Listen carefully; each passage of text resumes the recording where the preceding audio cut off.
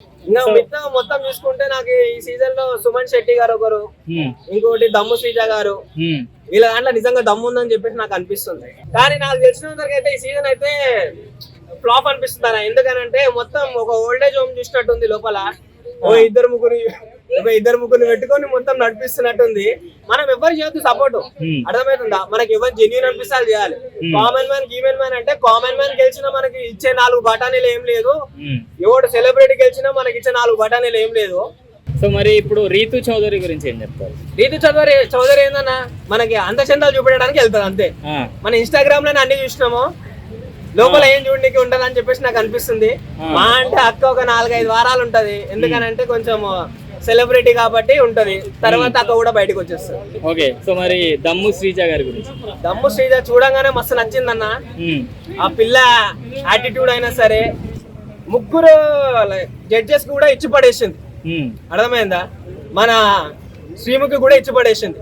నాకు ఒక ఎందుకు ఇష్టం అంటే ఒక ఒరిజినల్ క్యారెక్టర్ ఆమె చూపిస్తుంది, ఎట్లా ఇంట్లో ఉందో బయట కూడా లోపల కూడా అట్లానే ఉంటుందని చెప్పేసి నాకు అనిపిస్తుంది. సో ఆమె గెలిస్తే ఇంకా మంచిగా అనిపిస్తుంది. ఇంకొకటి ఇమాన్యుల్ అన్న, ఇంకో మన జవాన్ అని చెప్పేసి వెళ్ళిండు కదా పవన్ కళ్యాణ్, ఆయన కూడా గెలిస్తే, వీళ్ళు గెలిస్తే మంచి అనిపిస్తుంది. మిగతా మొత్తం స్క్రిప్టెడ్ బ్యాచ్ అని చెప్పేసి రాము రాథోడ్, సుమన్ శెట్టి గారు అయితే జెన్యూన్ గా ఉంటారు. అంటే వీళ్ళు రావడానికి ప్రియా అంతా వేస్ట్ బ్యాచ్. సుమన్ శెట్టి గారు అయితే ఇంత ముందు మన శివాజీ గారు ఎలా ఉన్నారో బిగ్ బాస్ లో, సుమన్ శెట్టి గారు కూడా అలానే అనిపిస్తుంది అని చెప్పేసి అనుకుంటున్నా. సో బ్రో, ఇప్పుడు సెలబ్రిటీస్ అందరు కూడా కొంచెం ఏజ్డ్ ఉన్న వాళ్ళు ఉన్నారు, కామనర్స్ అందరు కూడా కొంచెం యంగ్స్టర్స్ ఉన్నారు. ఏమైనా ప్లస్ పాయింట్ అయ్యే ఛాన్సెస్ ఉందా ఇది కామనర్స్ కి? అయితే ప్లస్ పాయింట్ ఉండదన్న.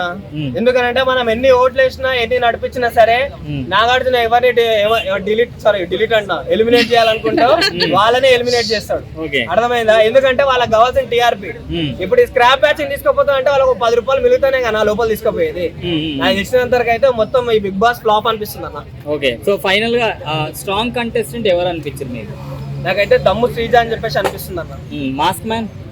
మాస్క్ మ్యాన్ గుండు కొట్టించుకుండు కాబట్టి ఆ గుండు మీద మొలకలు వచ్చే వారికి ఏదన్నా కొన్ని వారాలు ఉంటే బెస్ట్ అనిపిస్తుంది. ఎందుకనంటే బయటకు వచ్చినాక అనుమానం తట్టుకోలేడు, అలా అనిపిస్తుంది అన్న. సో కొంచెం రూడ్ గా కూడా ఉంటున్నాడు హౌస్ లో అని చెప్పి కొన్ని ప్రోమోస్ వచ్చాయి.